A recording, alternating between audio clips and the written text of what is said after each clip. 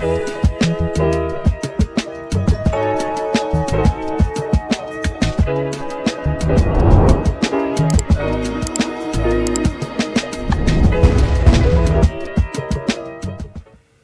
hey everyone, to an episode of On the Wrist from Off the Cuff. Today we have a really cool episode for you guys from the brand Seiko.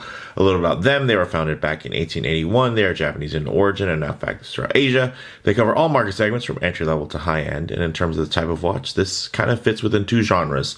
It's a diver as well as a traveler's watch because you do get that additional GMT functionality there. So that's great. Some key characteristics in design when you're looking for a diver: water resistance to some type of screw down crown, something that's tough, legible with a dive time bezel, and the diver's extension is always nice if on bracelets. Now in terms of the traveler's watch, you're either going to have some type of GMT or world timer functionality, so you're able to track multiple time zones with relative ease. This is their Prospex SPB381 Marine Master 200 GMT, and essentially it's a modern reinterpretation of Seiko's original 1968 Marine Master diver. But now featuring Seiko's latest collar style GMT with a 3-day power reserve, a full 3 days. So not just 70 hours, but 72 hours. These go for $1,500 MSRP, or you can get this new unit from Belmont Watches in San Diego for $1,325. So that is pretty darn nice because you will get some savings. This is a Seiko after all, so you don't necessarily have to pay retail. But if there ever were a few models that were worth paying retail for, they've definitely been releasing some of them recently. So with all that said, let's go ahead, zoom the camera out, get this piece in hand, and take a closer look. Okay guys, another big shout out to Belmont Watches for lending this piece in. We actually did recently also review the black dial variation, but here's the green now currently in stock in their web shop.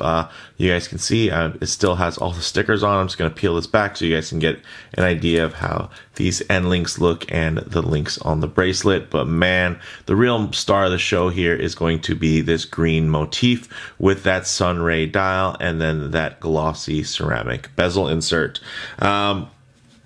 Very, very handsome. And then in terms of the dimensions, it's going to be 42 millimeters across, 13.2 millimeters thick, and then 48.4 millimeters lug to lug, all stainless steel, brushed and polished with that Seiko proprietary super hard coating, also known as Dia Shield. The crystal itself is a nice flat sapphire with an anti-reflective inner coating. And then in terms of this bezel, which is really beautifully done, guys, check out the bezel grips on here. Let's hear the action. Ooh.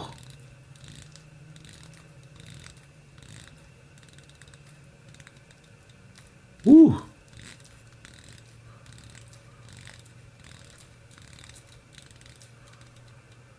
Very nice. Of course, it has, let me just give it a quick little wipe here. It does have that dampened Seiko feeling, which is a very smooth click, but and then with the click not being too harsh, it's definitely more subdued. And then again, dampened, right?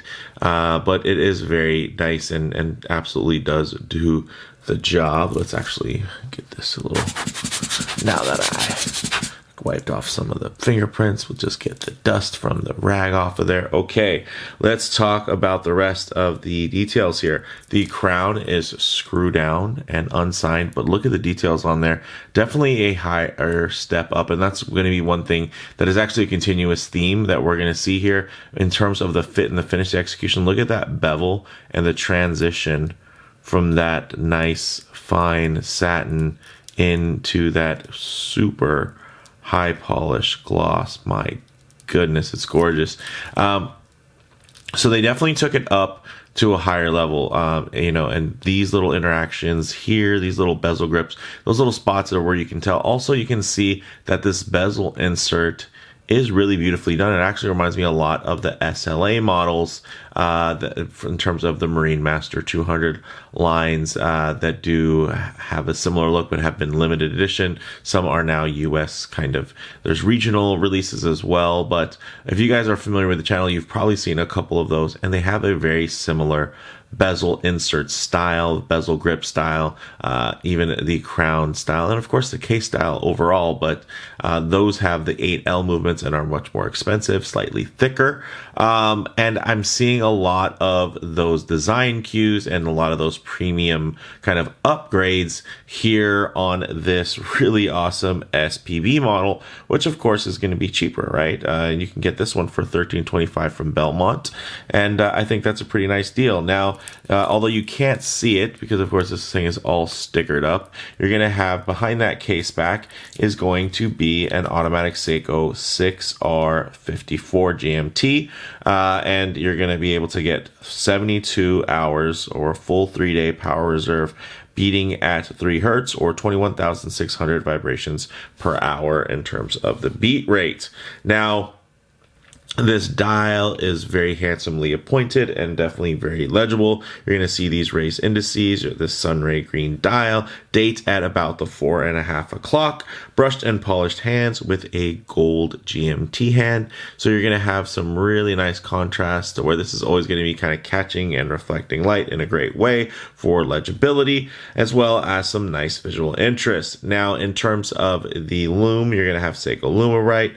This is water resistant to a diver's 200 meters, which means that this is ISO compliant, and everything that goes along with that. Now, in terms of the lugs, 20 millimeters drilled, so this is going to be very swappable, although the bracelet itself is actually quite nice and a bit more refined. You can see a little bit more rounded, but they still kept those inner bevelings on the center links there versus the regular 3-hand SPB Marine Master 200s. Now, this bracelet does have a nice taper down to about 17.5 millimeters with these rounded 3-link styles that are going to be using a pin and collar connecting system. And then you're going to have solid links, end links, and everything like that with polished sides here on the links, and then a very standard dive clasp, at least standard by Seiko's, means where it's essentially going to be semi-milled. So you're going to have pressed on the outside, milled on the underneath, as you guys can see in the folding section. Also a pressed diver's extension there. But the nice thing is everything flows quite well and is very, very comfortable on the wrist.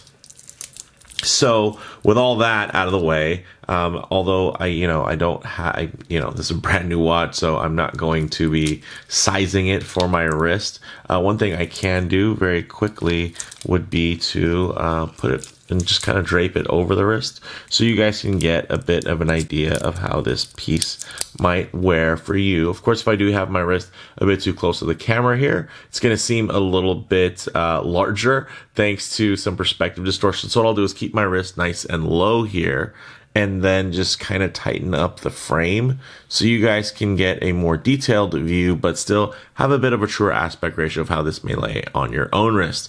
As you guys can see, it lays really flat and beautifully on my 7.5-inch wrist, and a lot has to do with all of the beautiful downward sloping case features there. Ergonomically very nice, and then visually probably even more nice. This is a very, very handsomely done piece, and man, does it really pop. And I'm not a big green person in terms of the colorway, especially on watches, but man, green and gold, something about it. These shades and hues definitely do something quite special, and I do like that a whole lot. So with that said, let's actually get it off the wrist, set up for some loom shots, the light transition, and closing thoughts. Okay, let's go ahead and hit the lights here.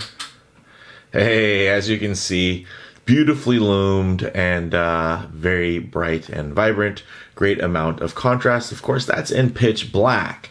Now, one thing I always like to work in is a bit of a low light transition, because you're always going to be out in the middle of a field enjoying direct sunlight. That's sometimes you're going to find yourself coming in and out of buildings, walking underneath overhangs, or just hanging out underneath the shade of a tree. So it is nice to see how these colors, textures, and finishes render like in less than optimal lighting.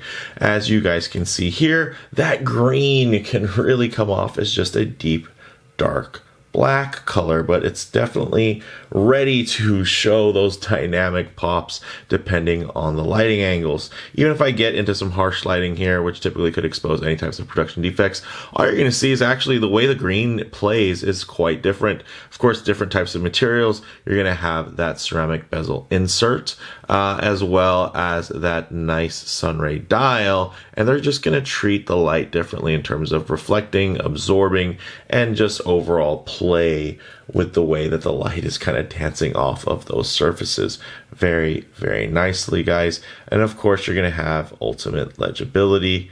Even, in that transition, you're going to have a great amount of contrast regardless of the loom itself. But that loom is always going to kind of show its head as long as it has a nice little charge going, and it's going to continue to impress. Wow, look at this thing. I love how that it can just kind of seem very sedate and black in certain lighting situations, and then very dynamic and vibrant with the green. Very, very cool. Now, closing thoughts, guys, on the wrist, really great fitment. Feels a touch more balanced than, of course, that classic Marine Master 300 we all know and love, while still feeling more premium than your average three-hand 6R powered SPB model. So this feels, I'd say, a lot closer to the more expensive SLA Marine Master 200 models in terms of the build quality, in terms of just those extra little details. Now, in terms of model variants, it's also available with that black on black combination, as well as a gray on blue colorway from Seiko.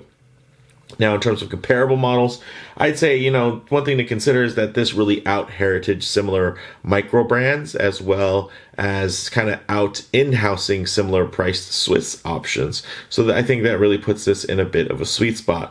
Bottom line for me, guys, Seiko's in-house qualities packed into an iconic diver silhouette, now with the bonus of a GMT hand and also a full 3-day power reserve. So this thing is just so feature rich. And if you like the way that this watch looks and you've just been looking for one that wears well, hey, look no further. Not only does it wear well, the colorways are on point, and these things are just really, really nice, and I hope they continue to prosper, because I know there have been so many different variations, but this one is definitely really cool. So with that said, let me know what you guys think down in the comments below. If you like the video, please do like, and if you're already, please subscribe for more content just like this.